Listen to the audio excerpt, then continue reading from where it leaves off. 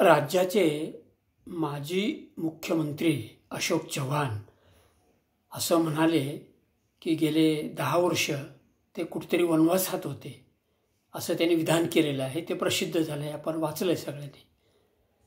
पण 10 वर्षापूर्वी ते मुख्यमंत्री होते, राज्यात अनेक खात्याचे मंत्रिपद त्यांनी सांभाळलं आहे, ही गोष्ट त्यांना आता आठवत नाही।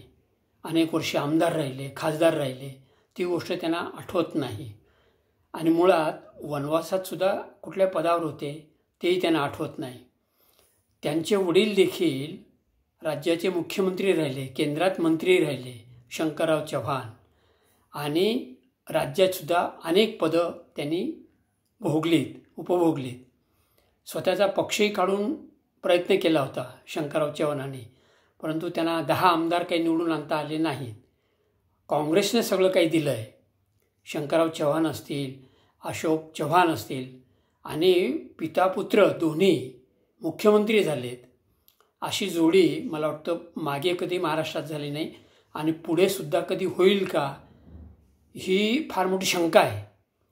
पण तरीसुद्धा ते म्हणत आहेत की वनवासात होतो, आता त्यांना विस्मृतीचा आजार झाला आहे का, त्यांच्यावर काही म्हणजे उपचार करण्याची गरज आहे का, हे आता सध्याच्या पक्षाच्या नेत्यांनी ठरवायला पाहिजे। नाहीतर मला वापरून घेतलं आणि फेकून दिलं असं ते आणखीन 5 वर्षांनी कदाचित म्हणतील। मित्रांनो, मला जे सुचलं पटलं ते इथे मांडलेलं आहे।